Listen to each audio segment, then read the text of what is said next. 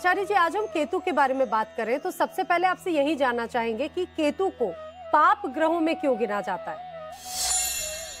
भारतीय ज्योतिष में 7 ग्रहों के प्रभाव के अतिरिक्त जिन 2 छाया ग्रहों का विशेष प्रभाव होता है उसे राहु एवं केतु के नाम से जाना जाता है। राहु एवं केतु के महत्वपूर्ण होने का यद्यपि अनेक कारण है, जैसे अमृत पान कर उनका अमर होना, भगवान नारायण के द्वारा उनका सिर धड़ अलग करना, अनेक पौराणिक कारण हैं। लेकिन अगर हम वैज्ञानिक कारण पर विचार करें तो यह जानना आवश्यक है कि इनकी उत्पत्ति कैसे हुई। तो सबसे पहले आप ये जानिए, मूल रूप से सूर्य की आभासीय दीर्घवृत्ताकार कक्षा का जो मार्ग होता है वह चंद्रमा के मार्ग को जहां काटते हुए प्रतीत होता है वही ऊपरी बिंदु राहु और निचला बिंदु केतु कहलाता है। अब आप समझ गए होंगे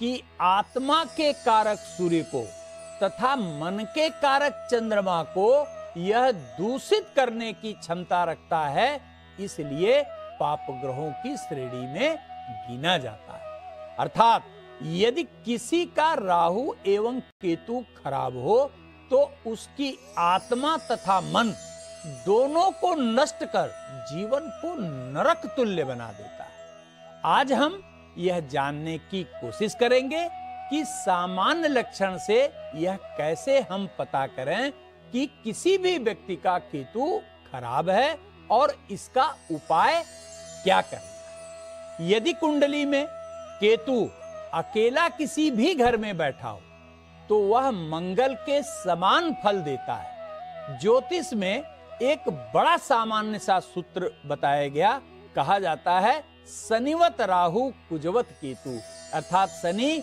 राहु के समान फल देता है तो केतु मंगल के समान। केतु यदि किसी ग्रह के साथ बैठ जाए तो उस ग्रह के प्रभाव में वृद्धि कर देता है, अर्थात यह उत्प्रेरक या कैटलिस्ट का कार्य करता है। ध्यान रहे कि अच्छे ग्रह के साथ यह अच्छा फल प्रदान करता है और यदि यह बुरे ग्रह के साथ बैठ जाए तो उतना ही खराब फल भी देता है। प्राकृतिक रूप से केतु शारीरिक क्षमता, एकांतवास, ध्यान, अध्यात्म, गूढ़ विद्या, तंत्र, मंत्र, बम विस्फोट, हिंसा, जघन्य अपराध का नेतृत्व करता है। जी, आपसे जानना चाहेंगे कि अगर कुंडली में केतु खराब स्थिति में होता है तो उसका किस तरह से प्रभाव नजर आता है?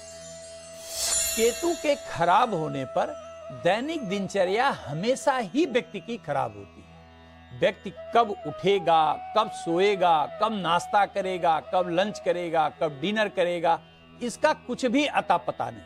अधिकांशतः केतु जब खराब होता है तो ये लोग देर रात तक जगते हैं और दिन में 11 बजे 12 बजे तक सोते ही रहते हैं। अनियमित दिनचर्या के कारण आलस्य और प्रमाद इनके अंदर बहुत होता है। यह देखने में बहुत भोले प्रतीत होते हैं लेकिन इनके अंदर दुष्टता बहुत छुपी रहती है। अपने द्वारा की गई गलती को दूसरे के ऊपर डाल देना, यह महारत इनको हासिल होती है। किसी भी स्थिति में ये अपनी गलती स्वीकार नहीं करते, यह इनका विशेष लक्षण होता है। 2-2 दिन, 4-4 दिन, हफ्ते बीत जाने पर भी ये बिल्कुल नहाना ही पसंद नहीं करते। यदि ज्यादा ठंड हो जाए तो पूरा जाड़ा भी बीत जाएगा, ये नहीं नहाएंगे, लेकिन इनके ऊपर कोई फर्क नहीं पड़ेगा। केतु के विपरीत अवस्था में पूजा, आराधना अथवा परोपकार के कार्य से भी ये लोग बहुत दूर होते हैं। इनके जीवन का एक ही उद्देश्य होता है, वह है ऐश्वर्य का भोग। चाहे कैसे भी भोगना हो, लेकिन सभी सांसारिक सुखों को भोगने में इन्हें गजब का मजा आता है। इनका लक्ष्य ही एकमात्र होता है भोग भोग भोग।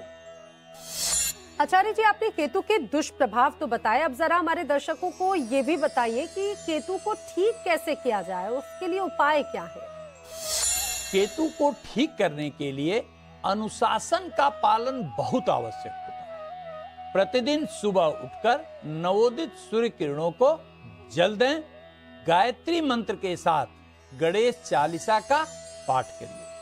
अधिक से अधिक वृक्षारोपण करने से भी केतु प्रसन्न होता है। गाय की सेवा से भी केतु बलवान होता है। ब्राह्मण, गुरु, माता, पिता के आज्ञा का पालन करने से भी केतु प्रसन्न होता है।